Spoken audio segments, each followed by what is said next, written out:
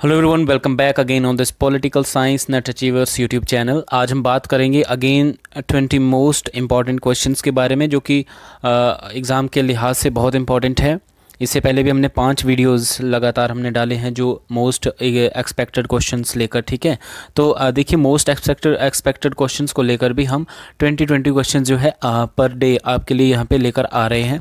अगर आप इन क्वेश्चंस को भी देखेंगे तो आपकी लगभग 50% प्रेपरेशन आपकी इन्हीं क्वेश्चन से हो जाती है, ठीक है। अगर आप इन्हीं क्वेश्चंस को भी आप अच्छे से पढ़ लें, अच्छे से आप इनको समझ लें, याद कर लें, ठीक है। और इन चीज़ों को, ये मैं सिर्फ वन लाइनर क्वेश्चन तो हैं, ठीक है, लेकिन इनको मैं अच्छे से यहाँ पे डिस्कस करके आपको याद कराने की कोशिश करूँगा, ठीक है। तो अगर आपने मेरे प्रीवियस वीडियोज़ नहीं देखे हैं तो आप इन वीडियोज़ को भी देख लेना, डिस्क्रिप्शन में उसके लिंक दे दूँगा। और साथ ही साथ मेरे चैनल को भी सब्सक्राइब कर देना और बेल आइकन भी प्रेस कर देना, ठीक है। तो जो पहला क्वेश्चन है आज के इस वीडियो का, वो है the British north America act. The British north America act established a federation in Canada. Canada में जो है फेडरेशन की स्थापना की गई ब्रिटिश नॉर्थ अमेरिका एक्ट के द्वारा, ठीक है। कब की गई थी ये? 1867 में। हो सकता है इस तरह से क्वेश्चन आपसे पूछा जाए, ईयर पूछा जाए कि कनाडा में the British north America act established a federation in Canada कब? इन 1867, ठीक है। आप इसको यूं ही समझ लीजिए कि फेडरेशन कनाडा में जो है फेडरेशन की स्थापना कब की गई थी? 1867 में, ठीक है, संघ की स्थापना, right. Now next question, new liberalism emphasise on. जो नव उदारवाद है वो किस बात पर ज़्यादा प्रभाव डालता है, एम्फसाइज किस पे करता है? Role of market. आपके पास बहुत सारे ऑप्शन आएंगे, ठीक है। तो आपने उसमें ये याद रखना है कि इन्होंने जो मार्केट के रोल पर जो है एम्फसाइज किया था, मेनली इस पर जो इन्होंने बल दिया था न्यू लिबरलिज्म, नव उदारवाद ने। इसको समझ लेते हैं। देखिए, हमने उदारवाद की बात की थी, ठीक है, उदारवाद लिबरलिज्म, जिसमें लिबर्टी की बात की जाती है, इंडिविजुअल की लिबर्टी, और साथ ही साथ स्टेट की नॉन इंटरवेंशन की बात की जाती है लिबरलिज्म के अंतर्गत, ठीक है। एक जो लेजर फेयर की हमने जो एक धारणा पढ़ी थी, ठीक है, हस्तक्षेप की नीति, मतलब राज्य के द्वारा व्यक्ति के किसी भी तरह के आर्थिक कार्यों में हस्तक्षेप नहीं किया जाएगा, ऐसा माना गया था लिबरलिज्म के अंतर्गत, ठीक है। लेकिन उसके बाद हम क्या देखते हैं कि लिबरलिज्म के अंतर्गत ही एक पॉजिटिव लिबर्टी की बात की गई, एक पॉजिटिव लिबरलिज्म की बात की गई। पॉजिटिव लिबरलिज्म इसलिए आया था ताकि दूसरों के अधिकारों का हनन ना हो, इसीलिए स्टेट की इंटरवेंशन कुछ हद तक जो है ज़रूरी मानी गई थी, ठीक है। कि इकोनॉमिक स्फेयर में जो स्टेट की इंटरवेंशन होनी चाहिए ताकि दूसरों के अधिकारों का उल्लंघन ना हो, ठीक है। इसीलिए जो है स्टेट का एक पॉजिटिव रोल वहाँ पे बताया जाता है लिबरलिज्म के अंतर्गत। लेकिन बाद में स्टेट की जो इंटरवेंशन थी वो इस हद तक बढ़ गई कि व्यक्ति की लिबर्टी सिर्फ नाम की रह गई थी, ठीक है। इसीलिए जो है न्यू लिबरलिज्म का जो कॉन्सेप्ट वो दोबारा से इमरजेंस में आता है, और वहाँ पे क्या बात की जाती है? रोल ऑफ मार्केट, मतलब मार्केट की बात की जाती है, कि अगेन दोबारा से लिबर्टी की बात की जाती है। और ये माना जाता है कि मार्केट, ठीक है, जो बाजार है, ठीक है, बाजार में व्यक्ति की किसी भी तरीके की स्वतंत्रता के ऊपर स्टेट की कोई इंटरवेंशन नहीं होनी चाहिए, ठीक है। खुला व्यापार वो कर सकता है, ठीक है। इवन टैक्स को लेकर भी काफ़ी विवाद हुआ, ठीक है, कि जैसे मान लीजिए रॉबर्ट नोजिक हो गए, और भी जो लिबर्टेरियन थिंकर्स हो गए, वो जो है स्टेट की इंटरवेंशन के अगेंस्ट थे, ठीक है, टैक्स के अगेंस्ट थे, कि टैक्स नहीं लिया जाना चाहिए हमसे, आप टैक्स क्यों ले रहे हैं? अगर टैक्स जो है अगर हमारी प्रॉपर्टी हमारे मेहनत से कमाई गई है तो आप उसका टैक्स लेकर आप वेलफेयर की बात कर रहे हैं, ठीक है। इस तरीके से बहुत सारी चीज़ें थी जिनको विरोध किया गया था। फिलहाल आपने यहाँ पे ये याद रखना है कि न्यू लिबरलिज्म किस पे बल देता है? मार्केट पे, मार्केट के रोल पे। नेक्स्ट क्वेश्चन था, which approach has popularized the term political culture. राजनीतिक संस्कृति। देखिए, आप सबसे पहले कल्चर को समझिए। कल्चर क्या होता है? कुछ वैल्यूज़ होती है, कुछ रूल्स होते हैं, कुछ नॉर्म्स होते हैं, ठीक है। उनको जब एक जनरेशन से दूसरी जनरेशन तक उसको जो है ट्रांसफ़र किया जाता है, ठीक है, तो वो एक कल्चर का काम करता है, वो कल्चर बन जाता है, ठीक है। अब पॉलिटिकल कल्चर को देखिए, पॉलिटिकल बिलीफ, राजनीति के प्रति आपके जो बिलीफ है, जो विश्वास है, आपकी जो अपनी जो एक जो आत्मिक सोच है राजनीति के प्रति, जो आपकी सोच है, जब आप उस तरह के विचारों को, उस तरह की बिलीफ सिस्टम को जो है आप एक जनरेशन से दूसरी जनरेशन को जब आप शेयर करते हो तो उसको पॉलिटिकल कल्चर कहा जाता है। ठीक है, अब देखिए पॉलिटिकल कल्चर को पॉपुलराइज करने का काम मुख्यतः किस अप्रोच ने किया था, ये थी पॉलिटिकल सोशियोलॉजी अप्रोच। तो हो सकता है इस तरह से भी क्वेश्चन आपको आ जाए, तो आपने ये याद रखना है कि पॉलिटिकल कल्चर, देखिए पॉलिटिकल कल्चर से क्वेश्चन तो आएगा ही आएगा, क्योंकि इसमें जो पॉलिटिकल कल्चर के अंतर्गत जो आमंड और पॉवेल इत्यादि लोगों ने जो कल्चर की बात की है, ठीक है, अलग अलग कल्चर की बात की हुई है, तो वहाँ से तो क्वेश्चन बनता ही है। हो सकता है इस तरह से भी क्वेश्चन पूछा जाए कि ठीक है पॉलिटिकल कल्चर की अब बात तो करें, लेकिन इस टर्म को जो है या इस कॉन्सेप्ट को जो किस अप्रोच ने ज़्यादा पॉपुलर किया था, तो वो पॉलिटिकल सोशियोलॉजी अप्रोच थी। ठीक है, नेक्स्ट क्वेश्चन है who coined the term cooperative intelligence. Cooperative intelligence term को जो है किसने इस टर्म को यूज़ किया, तो वो जॉन डिवे है। बहुत सीधा सा क्वेश्चन है, ठीक है, ये आपको ऐसे ही याद रखना पड़ेगा ना। Where referendum by petition was first used, ठीक है, मतलब रेफरेंडम जो एक जनमत संग्रह की बात की जा रही है, ठीक है, कि सबसे पहले इसको कहाँ पे यूज़ किया गया था, तो आपको पता है कि डायरेक्ट डेमोक्रेसी के जितने भी टूल्स हैं वो सारे स्विट्ज़रलैंड में पाए जाते हैं। ठीक है, तो स्विट्ज़रलैंड में इसका यूज़ हुआ था। And next question is that who developed the concept of residue. ये जो रेजिड्यू की थ्योरी है या रेजिड्यू का कॉन्सेप्ट है, ये बहुत इंपॉर्टेंट है। ये आप डेमोक्रेसी में देखते हो जब एक एलिटिस्ट थियरी आती है, ठीक है, डेमोक्रेसी की, तो पैरेटो, विल्फ्रेड पैरेटो जो एक एलिटिस्ट थिंकर है, ठीक है, एक विशिष्ट वर्गीय सिद्धांतकार है, उन्होंने एक कॉन्सेप्ट दिया रेजिड्यू। रेजिड्यू का मतलब होता है अवशेष। ठीक है, तो ये जो थ्योरी ऑफ अवशेष इन्होंने दी थी कि मनुष्य के अंदर कुछ अवशेष होते हैं, कुछ उसका जो एक आप यूँ समझिए कि उसके एक मानसिक विचार होते हैं, ठीक है, मानसिक स्थिति को दर्शाता है, उसकी मनोवैज्ञानिक स्थिति को दर्शाता है, उसी को इन्होंने रेजिड्यू कहा है। ठीक है, और उसमें क्या होता है कि एलिट्स का जो मनोविज्ञान जो समय समय पर बदलता रहता है, ऐसा रेजिड्यू के टर्म के अंतर्गत जो है पैरेटो कहने की कोशिश कर रहे हैं। ठीक है, तो आप ये बिल्कुल डायरेक्ट याद रखना कि विल्फ्रेड पैरेटो जो है रेजिड्यू से जुड़े, या कॉन्सेप्ट ऑफ रेजिड्यू किसने दिया है, विल्फ्रेड पैरेटो ने दिया है। इस तरह का क्वेश्चन प्रीवियस ईयर क्वेश्चन में भी देखने को मिला है और यहाँ भी हमने इसको मोस्ट एक्सपेक्टेड क्वेश्चन की श्रेणी में रखा है। नेक्स्ट क्वेश्चन हम देखते हैं। नेक्स्ट क्वेश्चन मैच करने के लिए मैंने यहाँ पे रखा है और आपके लिए इजी रहेगा चार चीज़ों को एक साथ याद रखना। पार्लियामेंट्री गवर्नमेंट कहाँ पे है, इंडिया में, राइट, क्योंकि इस तरह से मैच करने के लिए क्वेश्चन प्रीवियस क्वेश्चंस में भी आया हुआ है और आ भी सकता है। तो आपको ये विशेषता याद रखनी पड़ेगी कि किस देश की शासन व्यवस्था में कौन सी मुख्य विशेषता है। ठीक है, तो पार्लियामेंट्री जो गवर्नमेंट है ये कहाँ पे है, भारत में, हमारे प्यारे भारत में है पार्लियामेंट्री फॉर्म ऑफ गवर्नमेंट। और जो रूल ऑफ लॉ है, ठीक है, कानून का शासन, ये है यूके मीन्स यूनाइटेड किंगडम या ब्रिटेन, मीन्स वहाँ पे जो आपका कानून है वो सर्वोपरि है। ठीक है, रूल ऑफ लॉ। ठीक है, और पॉपुलर सोवरेनिटी ये USA, United state of America में है ये पॉपुलर सोवरेनिटी। ठीक है, आपने बताना है कि पॉपुलर सोवरेनिटी का फादर किसको माना जाता है या इसका मेन एक्सपोनेंट किसको माना जाता है, कमेंट बॉक्स में मुझे बताइएगा, क्योंकि इस तरह से भी आ जाता है कि पॉपुलर सोवरेनिटी से रिलेटेड पॉलिटिकल थिंकर कौन से हैं, ठीक है, जिन्होंने जो है पॉपुलर सोवरेनिटी की बात की है। और कॉन्स्टिट्यूशनल काउंसिल ये आपके फ्रांस में है या फ्रेंच कॉन्स्टिट्यूशन में कॉन्स्टिट्यूशनल काउंसिल देखने को मिलती है। ठीक है, नेक्स्ट क्वेश्चन है when the central military council, ठीक है, central military council in China was established bye constitution, मतलब चाइना के अंतर्गत या चाइना के अंदर जो कॉन्स्टिट्यूशन के द्वारा जो है वहाँ पर सेंट्रल मिलिट्री काउंसिल को कब स्थापित किया गया है। ठीक है, तो ये 1982 में, क्योंकि देखिए कंपैरेटिव पॉलिटिक्स में कहीं से भी प्रावधान पूछा जा सकता है कि किस देश के अंदर जो है किस देश के संविधान के अंतर्गत कौन सा प्रावधान है। तो यहाँ पे हम बात करें चाइना के संदर्भ में सेंट्रल मिलिट्री काउंसिल की, जो 1982 में वहाँ पे इसकी स्थापना की गई है। ठीक है, the federal government in the USA, United state of America में जो फेडरल गवर्नमेंट है वॉज स्ट्रेंथन, इसको स्ट्रेंथन किया गया बाय विच अमेंडमेंट, तो ये 16th अमेंडमेंट था।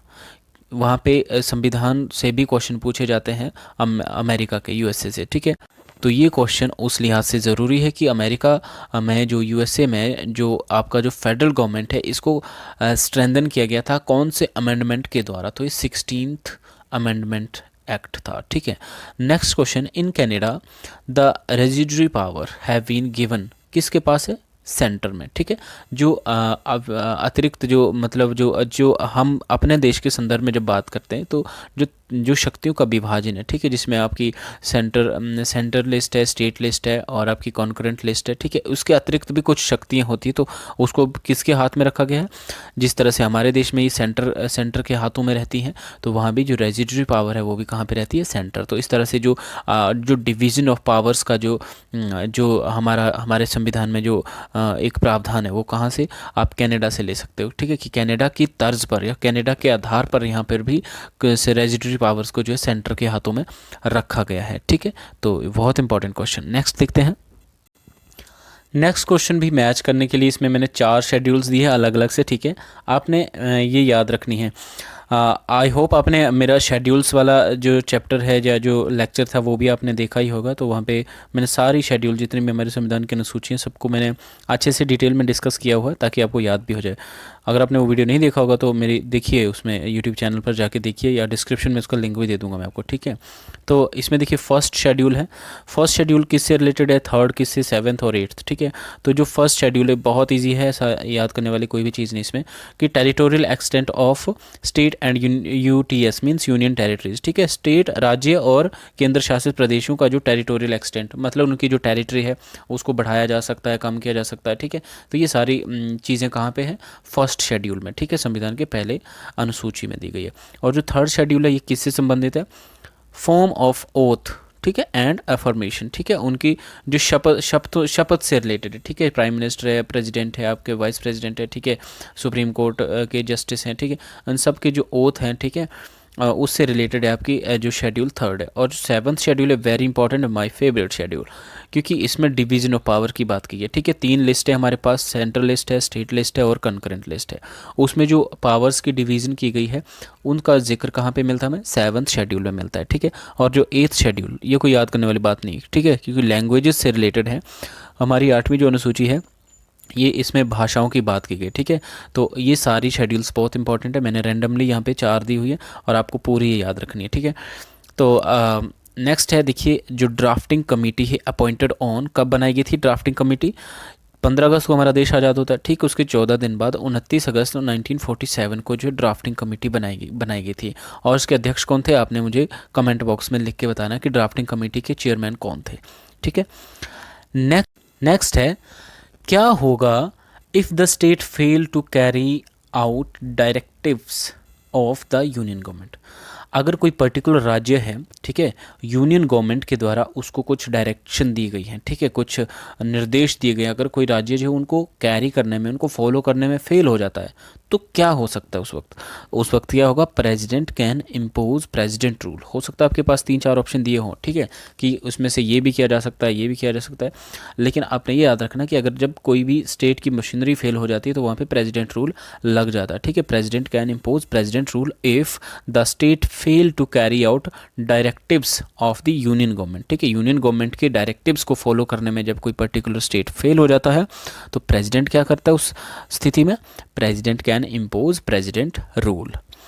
Next and very important question, the most essential feature of the federal government. देखिए, जो आपकी जो संघीय सरकार होती है, ठीक है, फेडरल गवर्नमेंट होती है, इसके बहुत सारे फीचर्स हैं, लेकिन एक जो मोस्ट इंपॉर्टेंट फीचर है वो क्या है? वो है division of power between federal and state government, ठीक है।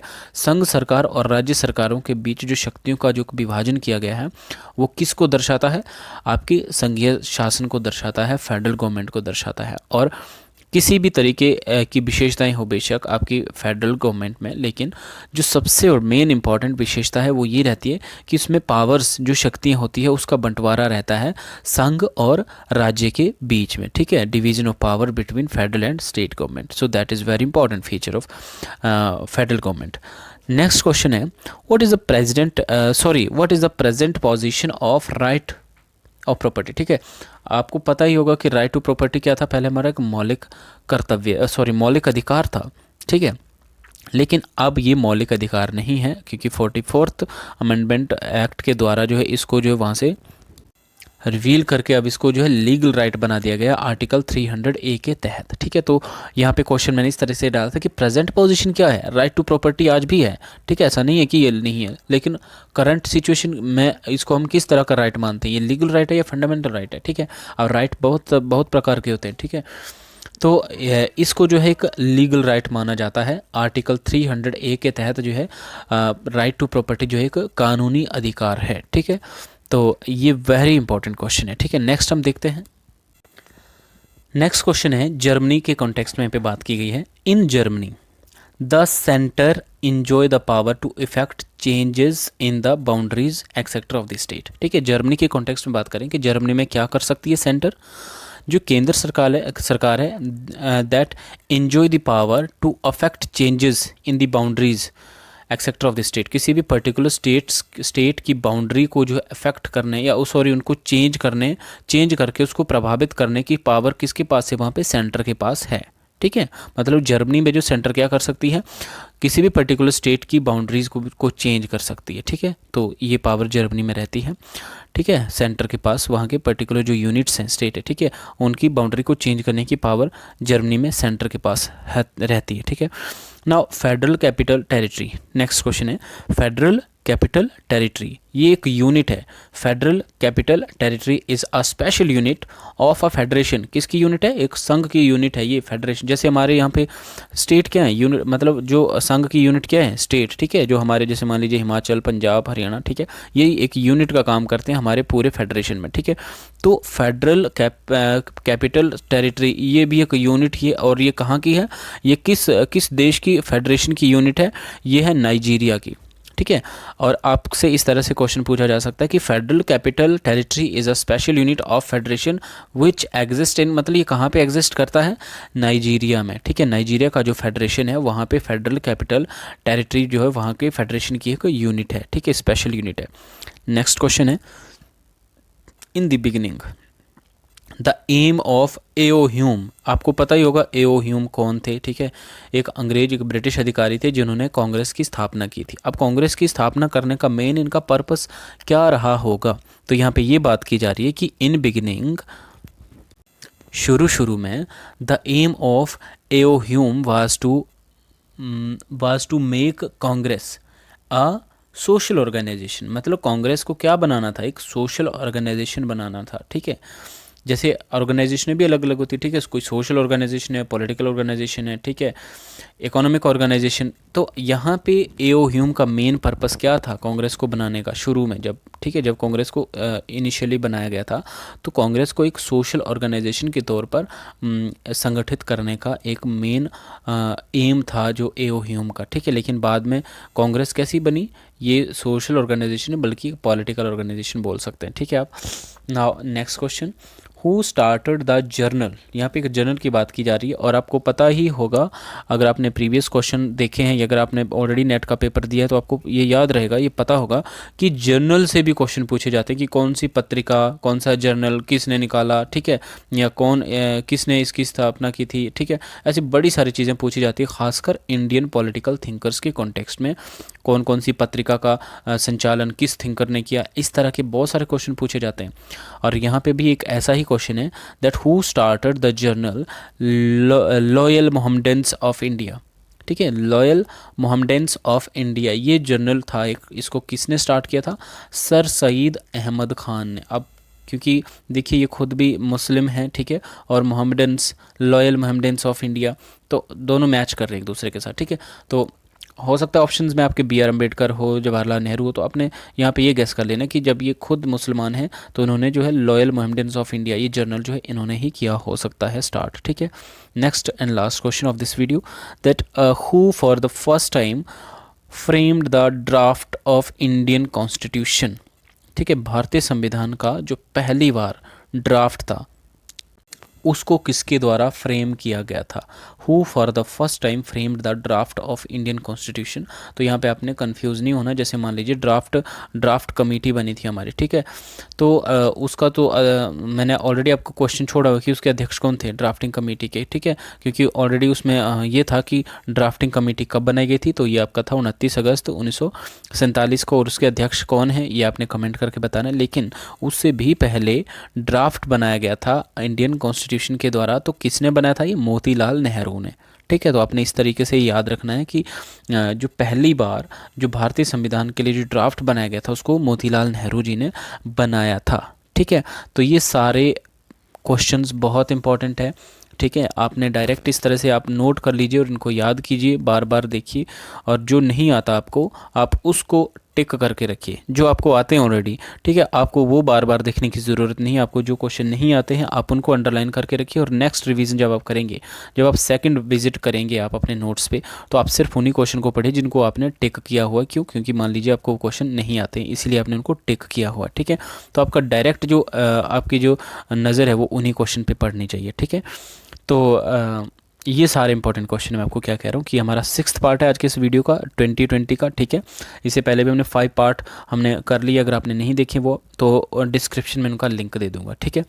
बाकी थैंक यू सो मच, मिलते हैं आपके साथ नेक्स्ट वीडियो में। अगर आप ये वीडियो आपको पसंद आया, अच्छा लगा, तो वीडियो को लाइक कीजिए, कमेंट कीजिए, शेयर कीजिए, एंड चैनल को ज़रूर सब्सक्राइब कर दीजिए। और कमेंट बॉक्स में मुझे कमेंट करके बताइए ये क्वेश्चन आपको कैसे लग रहे हैं, इस तरह से 2020 सीरीज़ आपको कैसी लग रही है।